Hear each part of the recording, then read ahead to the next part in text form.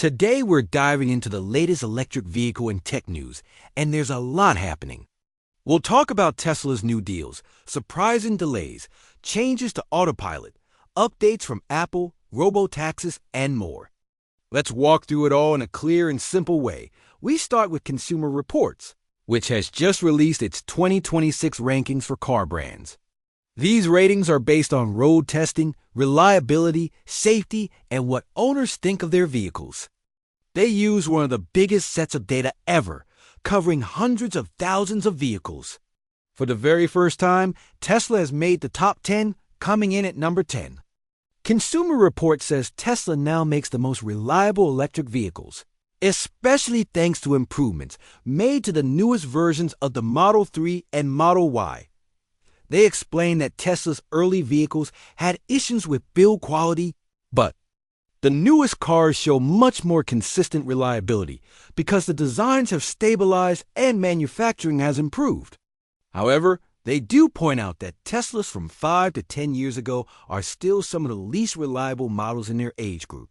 So while today's Teslas are doing much better, only time will tell how good they are in the long run. The top 10. Brands overall include Subaru, BMW, Porsche, Honda, Toyota, Lexus, Lincoln, Hyundai, Acura, and then Tesla.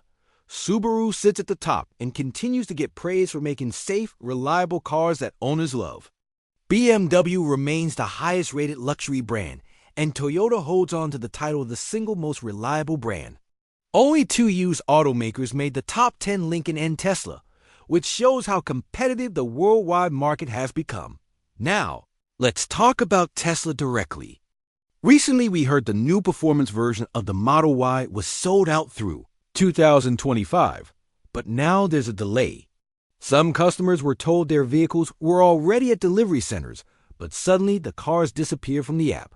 Tesla reached out saying that a certain safety-related part may not have been installed correctly, so deliveries are paused. Some customers might get repairs, but others might get a completely new vehicle with a different VIN. Tesla hasn't given a clear timeline, and delays might take days or even weeks. It's disappointing for customers who thought they were just days away from getting a brand new car. But at least Tesla is prioritizing safety. In China, the popularity of the Model Y is huge. All versions are sold out for 2025, and the Model YL has now sold out through January as well. Some people in the US are wondering why we don't have that version here, especially since it's doing so well overseas. Now, let's talk about Autopilot. For years, every Tesla came with basic Autopilot included. Recently, that started changing. The Cybertruck was the first model that didn't come with it, and now the new standard versions of the Model 3 and Model Y don't include it either. Buyers only get traffic-aware cruise control unless they pay extra for full self-driving. And now Tesla has begun removing basic Autopilot, even from some long-range use or inventory vehicles that used to include it. That means someone buying a $53,000 Tesla might get no Autopilot at all, unless they spend thousands more. This is something buyers really need to pay attention to, so they don't assume they're getting features that aren't actually included. Now to the positive news. New financing deals. Tesla recently had a 1.99% APR deal that ended on December 4th. The very next day, Tesla introduced new promotions.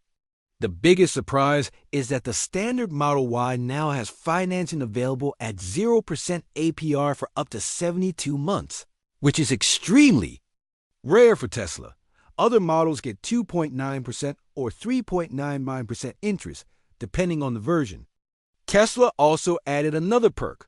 If you buy from inventory, you automatically get one free upgrade.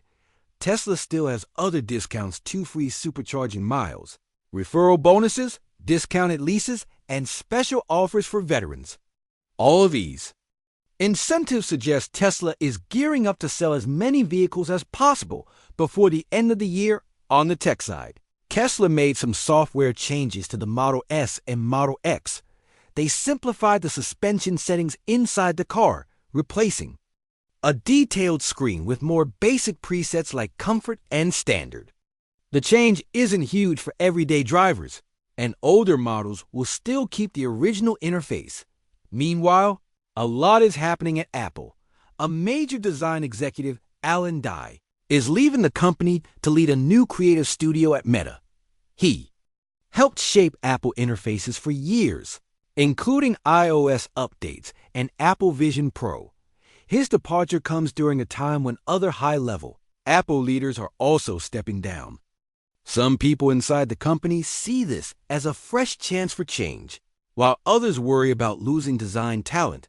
And looking at the robotaxi world, a big announcement came from Rimac, a company known for hypercars. They revealed a fleet of 60 purpose-built robotaxi vehicles called the Vern. These cars have no steering wheel or pedals, and they're built entirely for autonomous ride-sharing.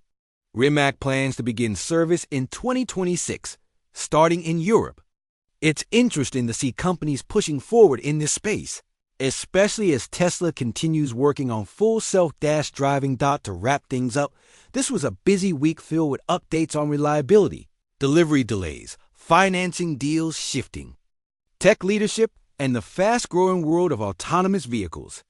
The industry is moving quickly, and we'll continue to watch how automakers respond to changes in technology, competition, and customer expectations.